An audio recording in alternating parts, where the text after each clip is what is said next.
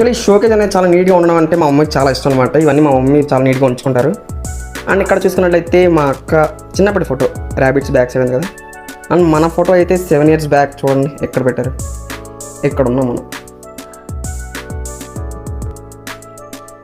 ఈ సిరీస్ చేయడం కాదు కానీ అసలు మన అబ్బాయితో వచ్చిన బాధ ఏంటంటే చిన్నప్పటి నుంచి బ్లాక్ బ్లాక్ బ్లాక్ బ్లాక్ అలవాటు చేసి ఇక్కడ బ్లాక్ తప్ప నాకు కనిపించట్లే, బ్లాకే మ్యాక్సిమం కనబడతాయి.